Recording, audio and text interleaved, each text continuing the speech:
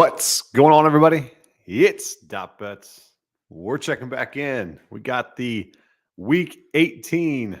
Can't believe it. Week 18, last week of the regular season. Coming at you guys here. Powered by Occupy Fantasy. Make sure you guys go check their website out, occupyfantasy.com. We'll go over some DFS lineup strategies, some best plays there. And that is where I get all of my information is from Brian and the guys over at occupyfantasy.com. 24/7 access to the Discord. Make sure you use my referral link below. Check those guys out. The best lineup optimizer out there. Best projections, I believe. Their model is one of a kind. Make sure you guys sign up for Occupy Fantasy with my referral code. All right. We have been on a little bit of a skid with the last three shows. So we are now 62-57 plus 7.72 units or 7.92 units. So just a little bit of a hiccup the last several weeks or so. Nothing that we cannot get back this week. Do like the plays that we are gonna. I like every single process. I follow the same process every single week, and I can live with the results. That's the main thing I want you guys to grab when you guys are picking your own plays, or if you're listening to the show, or if you're listening to other shows. Try to figure out their process behind it, and understand maybe and create your own process to continue to have success long-term betting wise. So that's maybe the main goal for everyone. Hopefully I can shed some of that for you guys here on the show or throughout the whole season. So you guys have picked up on some things.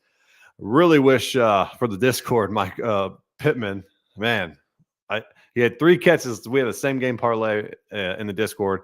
Needed 1 catch for like 17 more yards and couldn't get it. He had 3 catches the first drive and then ends up with just 5 for the whole game.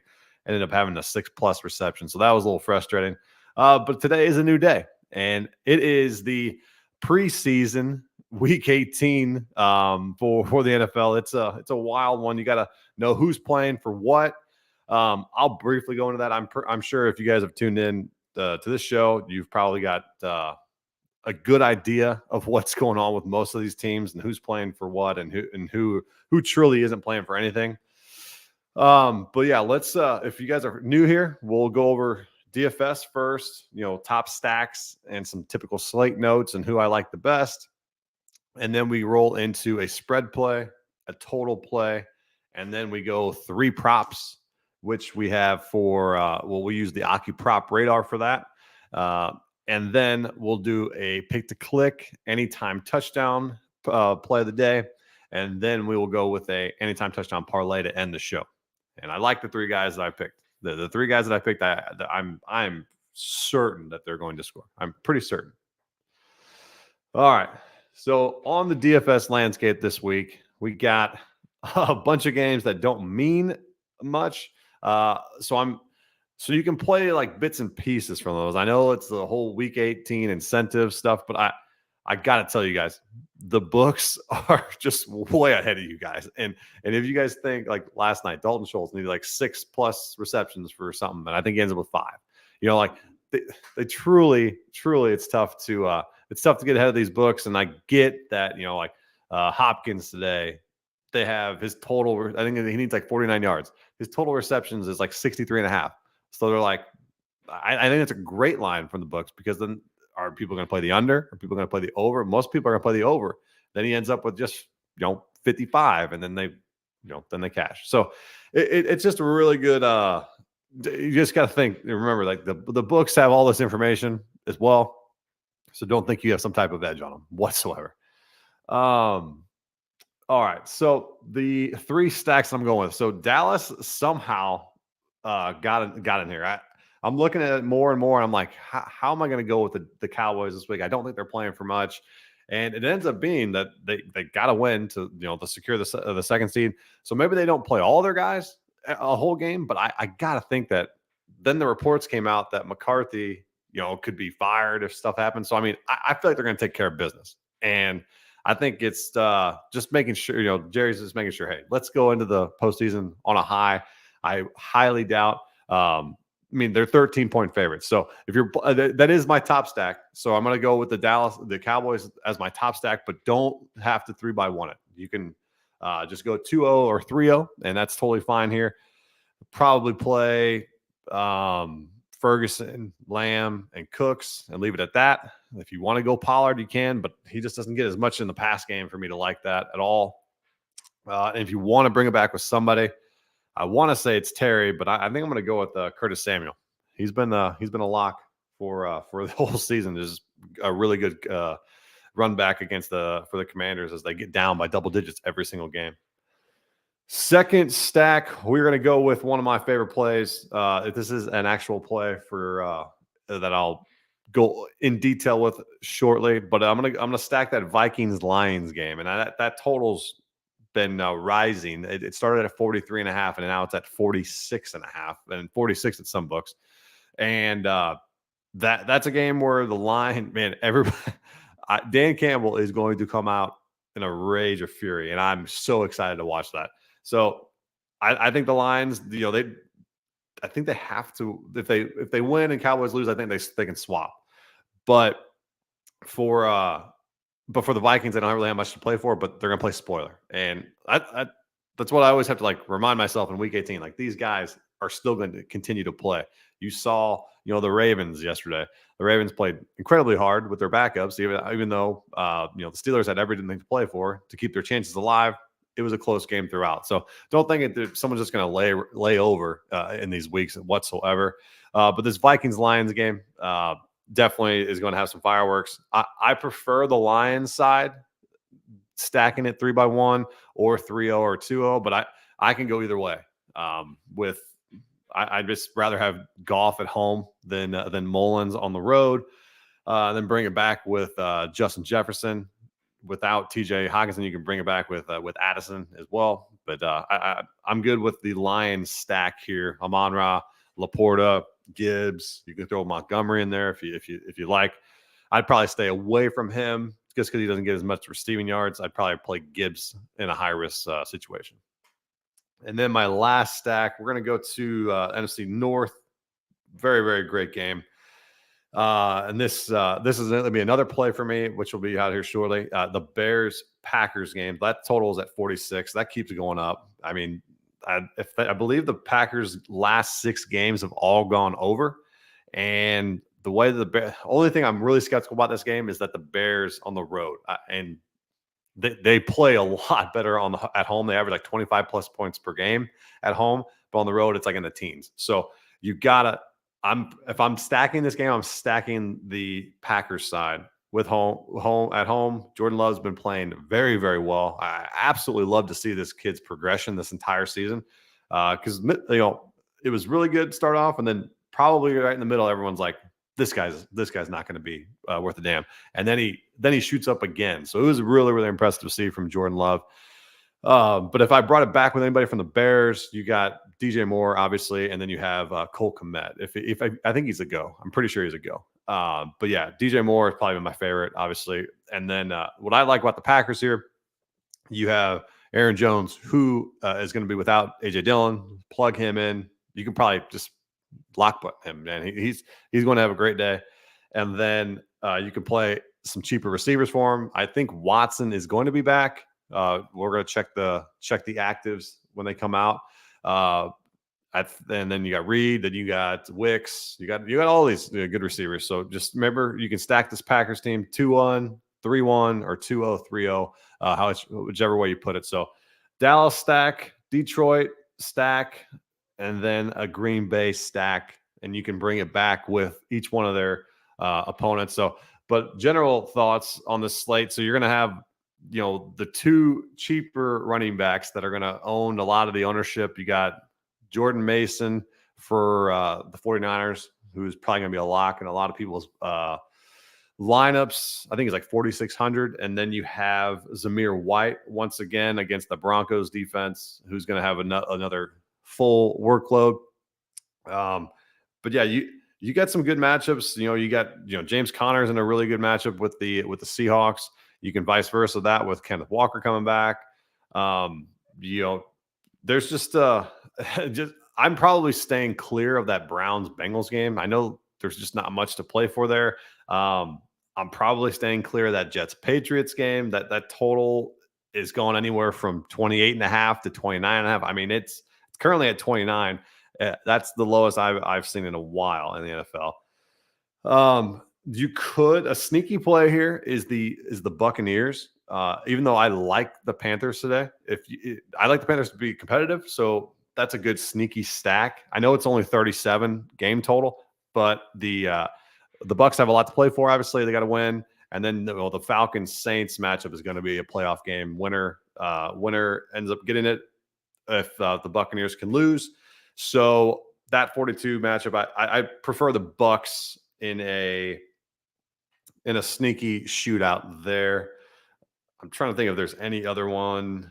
I mean, KC and Chargers not really going there. That's a sloppy game there with some backups.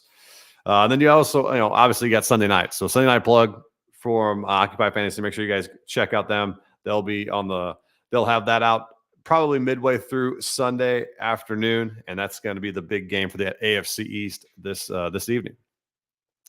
All right, so let's get into some picks. And let me know in the comments if you guys have any questions over props, any picks that I got, any DFS. I don't know if anybody's still in their championships. I don't know if they go to week 18. If so, get the hell out of that league. That's ridiculous.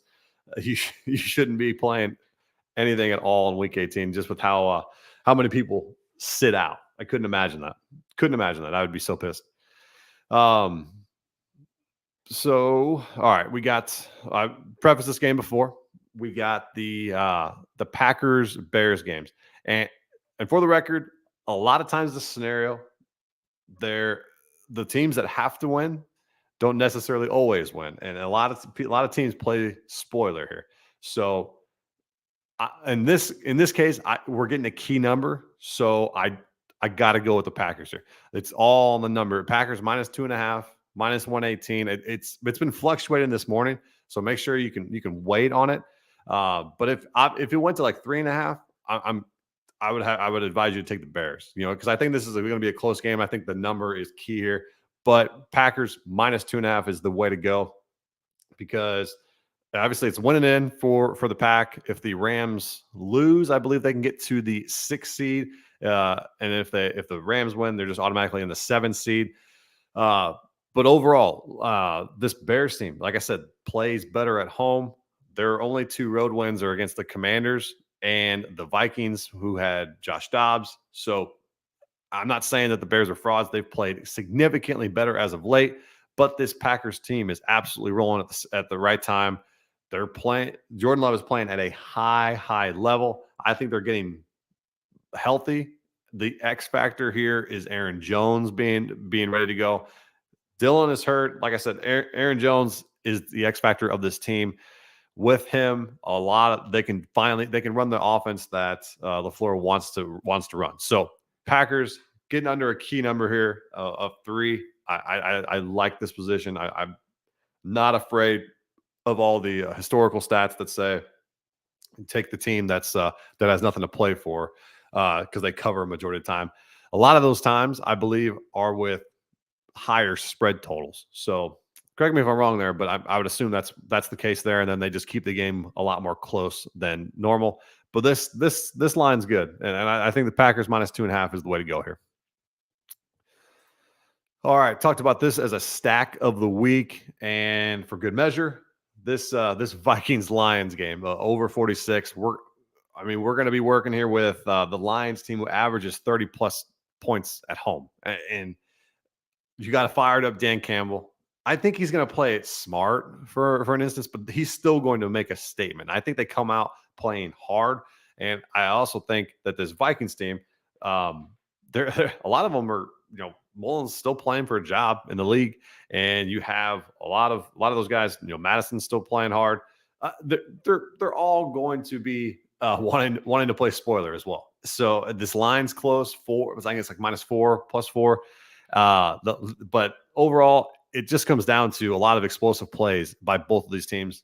Justin Jefferson should have a huge day here. And then you got the Lions team who's fired up after that egregious 2-point loss there, 2-point conversion mess up. And yeah, I just this total has gone up from 43.5. Now I've seen it at 46.5 at some books. I would not be surprised if this continues to rise before game time. So Vikings, Lions, over 46. I got that over on Caesars.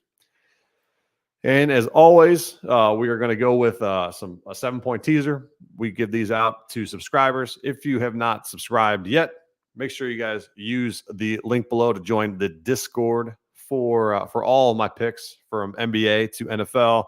We have college football as well. We got the Monday night championship game coming to you guys in the. I think I'm going to go Michigan. I think I'm going to roll Michigan. Harbaugh's going to win, then go be the Chargers coach. All right, we got the ugly one here. This is the ugly one, but I like it a lot. So Jets plus 9.5. We got the Falcons plus 10, and then the Panthers plus 11. If you do a 7-point teaser on DK, it's plus 130. I'm going 2 units. The Jets, this total, anytime that you can tease up on a total that is significantly low, especially this one, in a game where I think the Jets have, I think they have more offensive firepower than the Patriots. I don't think any team can blow each other out here. That's why I like, points are at a premium as well. So Jets, just teasing them up, making it where it's don't lose by double digits. And then same with the Falcons here at plus 10. This should be a playoff atmosphere. Arthur Smith playing for his job or coaching for his job. So Falcons plus 10 should be very, very close game there. I don't know if Kamara's suiting up. That's a game time decision, so we'll see. I think regardless, this Falcons team will compete and keep this game close. And the kicker here with the Panthers. So I don't know what's coming over me, but I just have a really, really good feeling here that the Panthers are going to keep this game close. Obviously wanted to play spoiler. And the Bucs just come off of that ass kicking that the Saints just gave them at home. They got to travel now to Carolina. I think Carolina keeps this game closer than people think. Bryce Young just comes off of his best performance as a pro. I like this game to be significantly closer. And it's lined up at plus 4. So it's a typical one of those where you're like, all right, this line doesn't make sense. Let's take the Bucs, but let's tease them up. Keep both of all 3 of these games under double digits, and we should be good here. All righty. So now we'll go to our 3 props of the week. And as always, we're going to bring up the OccuProp Radar. And this OccuProp Radar is on OccupyFantasy.com. You go over to the betting tab, click OccuProp Radar, brings you to the screen. You look up any player, team, or game, and you can see all of their sports, all the sportsbooks odds right there. It's a super convenient way to look at player props. And if you're not looking at player props this way, you're not getting the best line whatsoever. So make sure it's a free tool to use over on OccupyFantasy.com. Make sure you guys are using that. And so we're going to go with my first play. Probably the guy that helped me win both of my championships this season for fantasy season long. And it's my boy Trey McBride or Trey McGronk, however you want to say it. And we're going to go as reception total. So over 5.5 receptions. And you can see those lines here. It's getting heavily juiced over on DK at minus 130, minus 120 over on FanDuel, 108 on Caesars. And then we are taking 105 over on BetMGM. McBride, he's hit this in 5 straight games. He's actually hit this in 7 of his last 10. He's the offense for this team. I know James Conner has came on very, very strong as of late. McBride is the drive extender.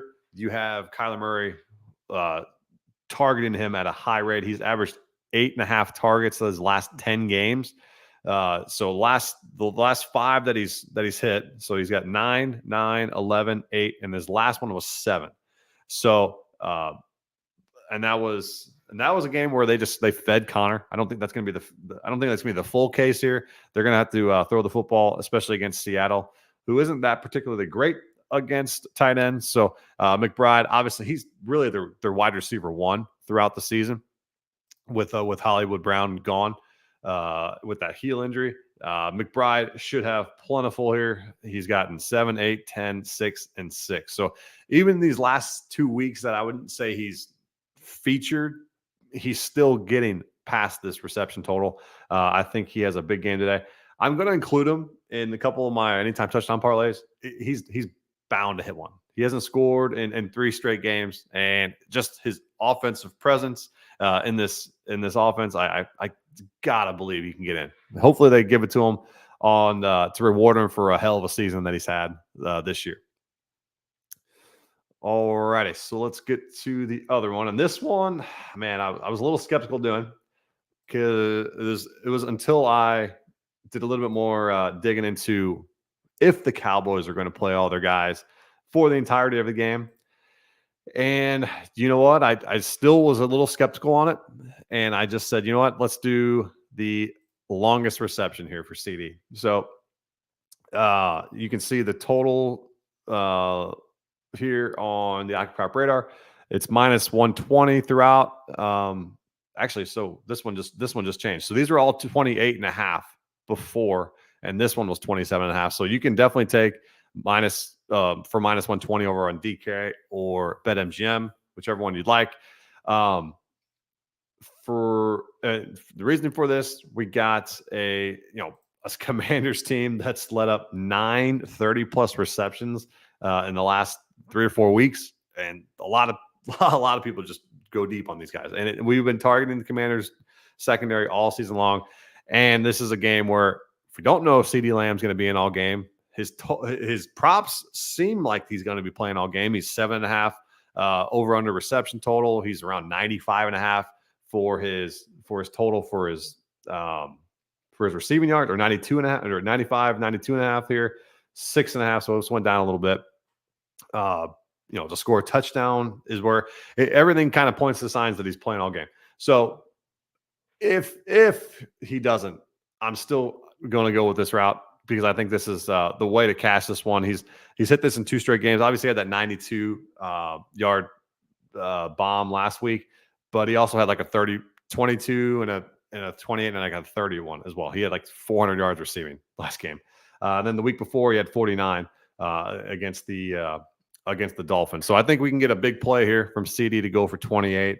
No problem taking. If you want to take his receptions, go right ahead, or his receiving totals. I'm just going to be a little bit more safe and sort of just try to get one play out of him. And then we will go with the good old prop here that I've talked him up when I was talking about the Bears-Packers game.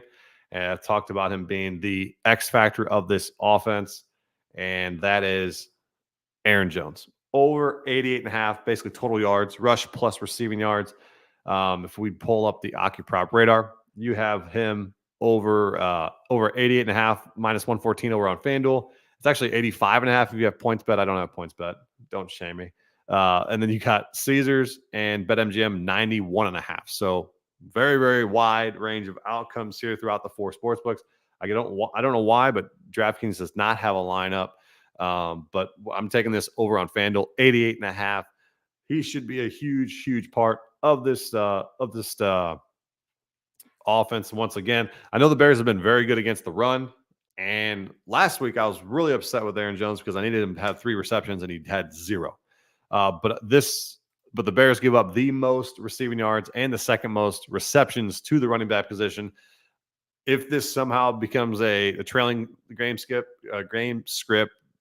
Jones should have a lot of featured action out of the backfield, regardless if it's through the air or through the run. So I'm good with Aaron Jones here. He's one of my favorite plays in DFS this week, and he's been on a tear as of late. He's averaged, he's got 135 and then 130 for total yards the last 2 weeks. So I don't believe that's going to stop here. And the last week was against the Vikings, who nobody can run on ever. You're going to get through the air. He absolutely gouged them. gouged him for 120 yards rushing. So he's got 127 against the Panthers, 120 rushing against the Vikings, and he also has the receiving yards potential here. So I like his total yards over 88.5. It's obviously over 91.5 at some books. So go right ahead and take that on FanDuel. Okay, and now we got our pick to click here.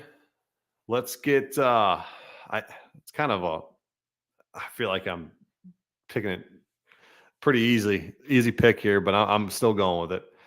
And we're gonna go Justin Jefferson plus 105 over on DK, and I'll pull the OccuProp radar up one last time. And it's not as roller coastery as I would like. We nailed Brandon Ayuk last week. That was a nice hit at plus 120. But to score a touchdown, so you can see you got plus 100, minus 110 over on Caesars, plus 105 on DraftKings, minus 105 on FanDuel. I've seen it as low as minus 110 on FanDuel as well. But we're going to take plus 105 here for DK. And then we're also taking plus 750 for the first touchdown score of the game over on BetMGM. Jefferson, the Lions have just gotten absolutely baked by the wide receiver one position. I think they've averaged like over 120 yards receiving on them on the season.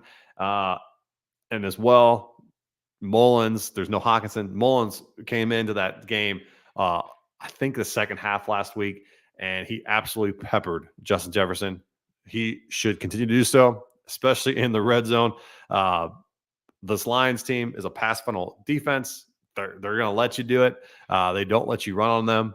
And we saw CeeDee Lamb go off for him, and we're going to make sure that we get Justin Jefferson here for my pick to click anytime touchdown, plus 105 over on DK. Also taking the first touchdown, plus 750. I usually do that for 0.25 units. Didn't put that in there, but it's like 0.25 units for the first touchdown score. All right, and then we're going to go our anytime touchdown parlay to finish the show up. And man, we're gonna stick with Justin Jefferson in there. We're gonna go the squeaky wheel, man. I mean, actually, not even the squeaky wheel because AJ Brown wouldn't say a word to the media. But you got to think, without Devontae Smith, you can definitely pivot to Dallas Goedert, and I like him today against this Giants team. They're getting AJ Brown. They're getting him in the end zone. He hasn't scored in 5 straight games. They need him thoroughly. I'm sure that they've discussed that throughout the week. They need to find ways to get this guy involved, especially in the red zone. So look for AJ Brown. Early on in the season, he had 1, 2, 1, none, and then he had a 1, and then he hasn't scored in a while. And they got to get back to their ways. And this has been that stretch where the Eagles have just struggled mightily. So let's get AJ Brown back on track, and then James Conner. You would think you could play Kenneth Walker coming back against this Cardinals team that gives up touchdowns to running backs. But this Seattle defense allows the second most to the running back position on the season. You can absolutely run on them. I love James Conner today. I think he's like minus 120 or minus 110 throughout the industry, which is not as bad as I thought. So I think there's some value here. I thought he'd be like the minus 130, minus 140 range, especially with such a high total, being 47.5. So James Conner, great play here. Minus 120, add him to the third part of the leg. And let's go Jefferson, AJ Brown, James Conner, plus 764. I'm gonna go full unit. I like all 3 of these guys today. Usually don't do that, but it's also a little bit more higher up odds, more lotto styles. But we're gonna go Jefferson, Brown, and James Conner plus 764 for a full unit over on DK. I took that one. All right, a little recap. We got the Packers minus 2.5. We got the Vikings Lions over 46. The VIP teaser, Jets plus 9.5, Falcons plus 10, and the Panthers plus 11. Trey McBride over 5.5 receptions. CeeDee Lamb over 27.5. The longest catch. Aaron Jones, X Factor Aaron Jones, over 88.5 rush plus receiving yards, total yards there. Justin Jefferson picked the click with the anytime touchdown. Also take his first touchdown over on BetMGM. And then the parlay here with Jefferson, A.J. Brown, and James Conner. All right. Well, that'll do for the regular season shows over for here. We will go with, we'll still go throughout the Super Bowl. I will let you guys know when I'm going to go. I'm debating if it's going to be a Saturday morning-ish show or if it's going to be a Friday night. I'm leaning more towards a Friday night show. I think we get a little bit more viewership there, and it'll be a live show regardless. So we'll see.